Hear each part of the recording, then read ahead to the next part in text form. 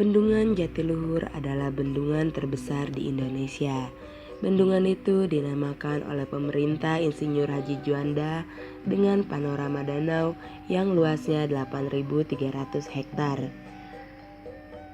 Bendungan ini mulai dibangun sejak tahun 1957 oleh kontraktor asal Prancis dengan potensi air yang tersedia sebesar 12,9 miliar meter kubik per tahun dan merupakan waduk serbaguna pertama di Indonesia. Selain dari itu, Bendungan Jatiluhur memiliki fungsi penyediaan air irigasi untuk 242.000 hektar sawah atau setara 2 kali tanam setahun, air baku, air minum, budidaya perikanan, dan pengendali banjir yang dikelola oleh Perum Jasa Tirta II. Ya, pertama ini dibuat atas keinginan masyarakat. Terus pertama lokasinya pun sangat bagus karena ini bendungan ini terletak di beberapa bukit dan pegunungan. Fungsi dari bendungan ini dibentuk untuk kepentingan masyarakat. Satu, untuk ketahanan pangan, dua, untuk pembangkit listrik, tiga, untuk menahan banjir, dan yang keempat untuk air minum dan air industri.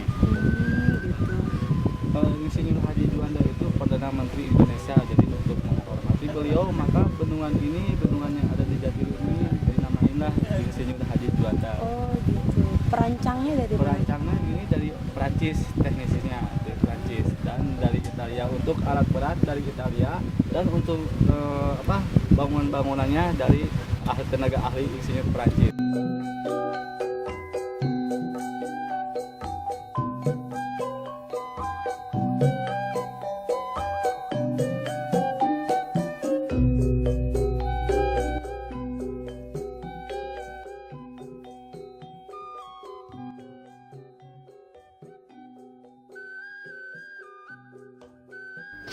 Produksi listrik pertama dimulai pada tahun 1965 dan disalurkan ke Bandung melalui saluran udara tegangan tinggi. Penyaluran ke Jakarta baru dilakukan pada tahun 1966. PLTA Unit 6 baru dipasang oleh PT PLN Pikitro Jabar antara tahun 1979 sampai 1981 dengan kapasitas 32 MW. Mengapa Bendungan Jatiluhur dianggap bendungan buatan terbesar di Indonesia? Karena Bendungan Jatiluhur mengalirkan listrik khususnya Pulau Jawa dan Bali. Selain itu, aliran sungai ini melewati Sungai Citarum dan beberapa sungai yang ada di Jakarta, Bekasi, dan Karawang.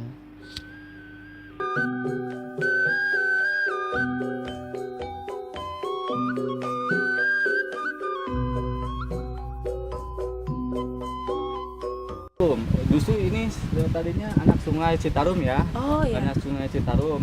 Jadi bendungan ini dibuat, jadi anak sungai itu dilimpahin dulu ke sana, lalu dibuat dulu morning glory, digali struktur, dibangun sejenis terowongan morning glory, dan batu ini bukan betonan, ini tanah liat dan pasir batu koral yang dipadatkan.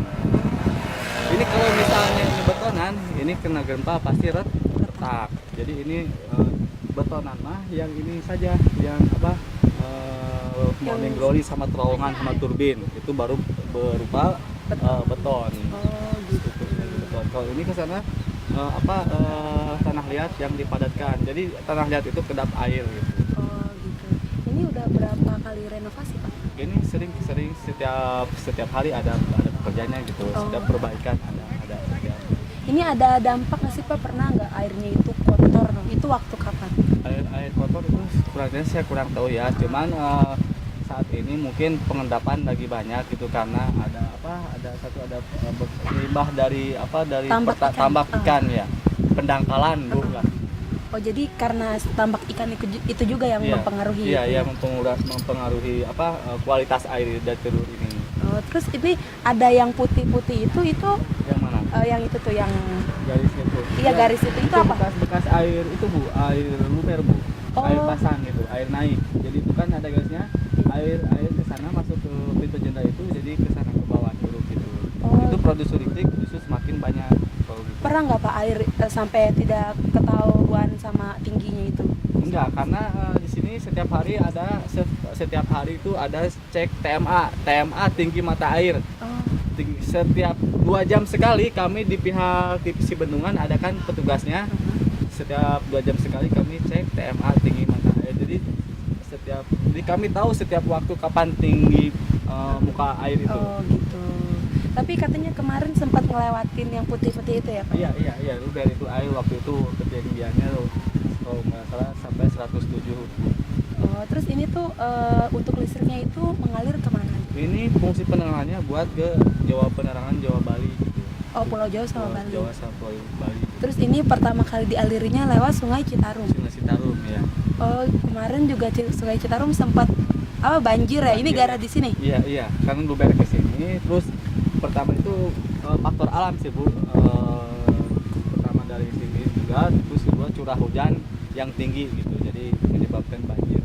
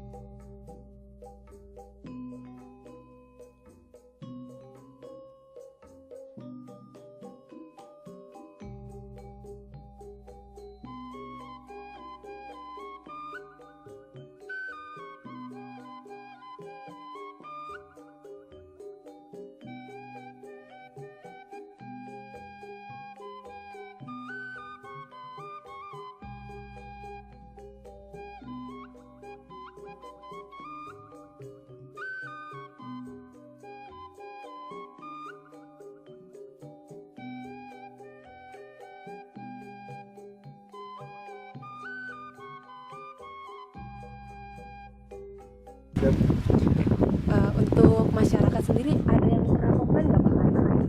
Enggak, pertama untuk jumlah kolam terapung di kawasan Waduk ini, karena mereka mungkin dari masyarakat sendiri banyak yang komplain tentang kualitas air. Maka kemarin waktu bulan-bulan kemarin lah ada pengurangan yang untuk jumlah kolam itu dikurangi, jadi tidak begitu banyak gitu. Jadi pertama yang kolam yang tidak jelas surat-suratnya, kedua mungkin karena pengurangan kolam itu sendiri, kolam terapung itu sendiri. Jadi maksudnya untuk mengurangi pendangkalan.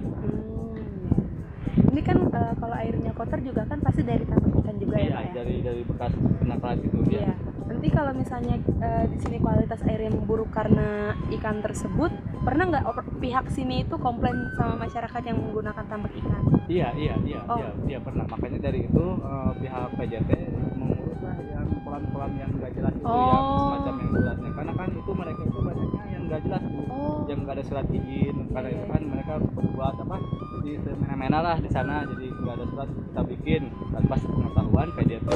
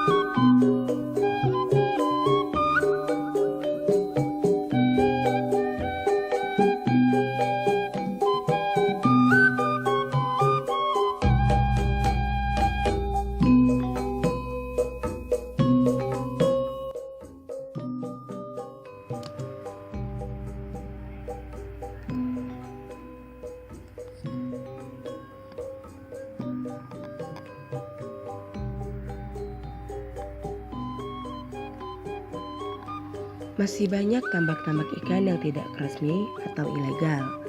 Kebanyakan dari warga setempat namun tidak sedikit pula dari luar. Kini pemerintah sedang membuat penertiban bahwasanya batas mendirikan kolam jaring apung kurang lebih 4.000. Awalnya hingga 10.000 tambak-tambak yang ilegal dan legal. Namun beberapa bulan ini sedang menjalani penertiban agar mengurangi pengendapan yang terjadi dan terbawa ke waduk.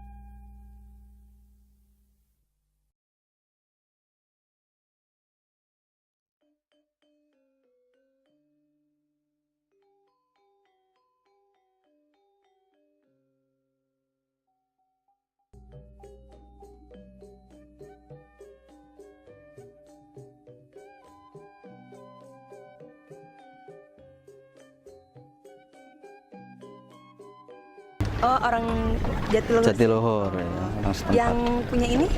Yang punya ini orang Jawa Tengah. Oh, udah berapa lama Bapak di sini? Di sini dari 2011. Oh, gitu. Kalau ini kan dioper-oper. Kita dari 2003. Oh. Cuman dialihkan lagi ke bos saya yang baru orang Jawa Tengah dari 2011 sampai sekarang. Oh, gitu. Di sini kan banyak waduk ya, Pak ya. Ya. Pernah nggak Pak ada tambak ikan yang ilegal gitu? Oh banyak. Oh, banyak ya, Pak? Banyak yang ilegal. Untuk memenuhi syarat legal itu seperti apa, Pak? Kalau yang ilegal di sini kan kebanyakan orang setempat ya. Oh. Orang setempat, ya orang luar juga banyak sih. Tapi lebih dominan orang setempat ilegal karena mungkin dari segi kemampuannya ya. Kalau KJA kan kolam jaring apung itu biayanya besar. Jadi tidak cukup biaya sedikit. Akhirnya mereka itu dengan segala hal yang penting punya KJA, kolam jaring apung ya walaupun tidak resmi ya dia didirikan gitu. Akhirnya ya, tapi sekarang ini ada penertiban dari pemerintah daerah baik dari otoritas tempat. Ada penertiban yang ilegal itu sekarang tuh ditarik, digusur, disidak. Jadi yang resmi, kalau yang resmi enggak, semua yang ilegal tetap di sini. Karena kemarin itu bulan kemarin tuh ada himbauan dari Menteri Kelautan, Pujastuti itu, katanya mau ada pengurangan. Tujuannya pemutihan, tapi sekarang ini pengurangan dulu. Di pengurangan ini. Yang terdata kan sekitar 35.000 itu yang ilegal sekitar 15-16.000. Oh, banyak. Banyak. Terus semenjak waduk ini baru dibikin udah banyak kayak gini apa masih Belum, kalau waduk dibikin itu belum ada KJA, belum ada kolam jaring apung. Terus ini yang terciptanya kayak gini sampai banyak kayak gini ribuan gini sejak tahun berapa tuh? Dulu itu ya ini udah sekitar adalah 20 tahunan mah. Ada 20 tahunan. Dari sampai sekarang ini. Iya, terus di waduk itu sendiri tadi kita udah wawancara kalau kadang waduk itu airnya kurang jernih katanya. Dari tambak juga itu tambak yang ilegal apa yang kayak gimana sih, Pak? Kalau soal air kurang jernih itu dari tambak, ya emang dari tambak benar. Dari semua tambak sih, yang resmi atau ilegal sama aja. Karena dia itu membuang makanan ikan. Prosesnya itu kan ngasih makan ikan, tidak termakan sama ikan, sebagian jatuh ke bawah. Jadi endapan di bawah itu. Endapan itu kalau pada musim penghujan, dia naik ke atas, jadi pencemaran. Kadang di sini ada musibah tahunan ikan pada mati semua seperti itu. Karena efeknya dari kimia pakan tersebut mengendap naik ke atas menjadikan polusi airnya itu. Tapi untuk sampah itu sendiri nggak ada ya Pak ya, kalau Sampah nggak ada. Kalau di sini kan ada aturannya. Kalau sampah itu setiap yang buang sampah sembarangan lah kena sanksi juga. Oh gitu. Sudah diperketat juga. Iya. Oh iya, di sini jenis ikannya apa aja nih Pak? Ikannya yang paling umum ya, ikan mas, nila, sama patin. 3 jenis. Tapi gurame, lele juga ada, bawal. Tapi yang paling umum di sini paling banyak ikan mas sama nila dan patin. Gitu. Banyak kan di sini juga sejenis sama gitu. Hama juga banyak. Hama itu ya penyebabnya ya dari cuaca. Kalau di sini kan cuaca itu kalau cuaca buruk itu kadang ikan kena virus. Nah, hamanya itu virus tersebut.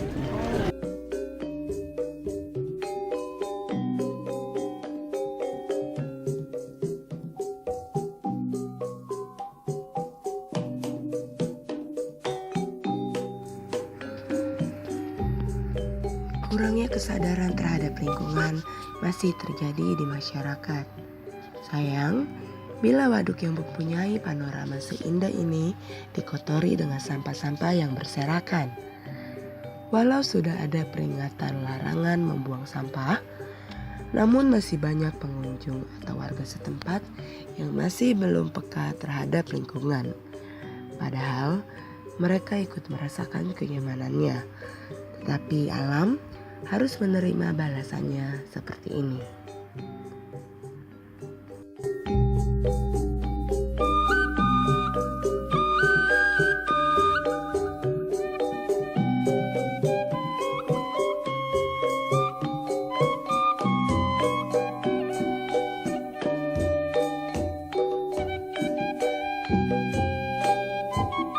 Rp25.000 satu petak persegi 4 ini ukuran 7x7. Oh segini satu ini tuh bayar? Ini satu kan 2. Ini satu petak segini nih. Bayar pajaknya per tahun itu 50.000. Dan satu nama, ini nama kampung air nih, kolam kampung air. Kampung air itu satu stat nama kolam itu tidak lebih dari 20 petak. Kalau lebih dari 20 petak berarti dia daftar 2 nama. Jadi bikin siupnya jadi 2. Satu siup bikin 600.000. Kolamnya tidak lebih dari 20 petak. Kalau lebih dari 20 petak berarti jadi 1.200.000. Dapatnya 2 surat. Bayar pajak tahunan 50.000 per petak. Gitu. Bikin siupnya per tahun 600.000 per 20 petak. Itu tahun 2013 pernah sekali. 2013, 2005, 2013 2 kali. Yang paling parah 2005. 2005 itu semua kita nggak bisa lihat air, semua itu di air tuh bangkai ikan semua. Nah itu jadi pencemaran dan itu kotoran nyampe ke kampung-kampung, ke pinggir-pinggir. Jadi nggak ada air yang benar-benar bisa dimanfaatkan karena semua penuh dengan bangkai ikan. Itu disebabkan karena cuaca tahunan, cuaca buruk. Pada musim penghujan, setiap tahun ada musim penghujan. Nah, itu kan dari pagi sampai sore itu tidak ada sinar matahari selama 10 hari atau seminggu.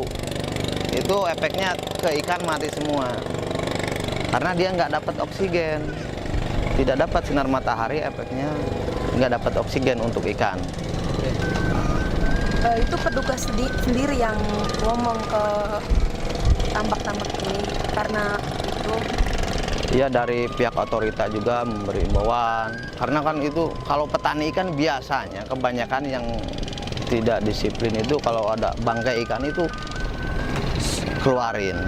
Akhirnya kan kemana-mana. Tapi tidak semua, sebagian juga ada yang disiplin, dimasukin karung, nanti dibawa ke darat atau dibuat umpan ikan lain gitu. Ada yang seperti itu. Untuk ikan-ikan di sini ini bibit dari kecil atau ngambil dari yang di luar sana? Di Jatiluhur semua nggak pembibitan, itu pembesaran. Oh gitu. Di Jatiluhur itu semua pembesaran dari benih sampai gede, sampai daging. Nah untuk pembibitan itu di darat, di kolam di tanah, gitu. Di darat di Sukabumi, Cianjur, Subang. Kita beli benihnya. Pembesaran jadi. Nah di sini hanya pembesaran aja. Setelah 3 bulan panen. lelang gitu. Untuk ikan mas kan paling 3 bulan atau 2 bulan setengah. Kalau nila 5 bulan, 6 bulan. Kalau patin 1 tahun, 1 tahun setengah. Oh, Itu.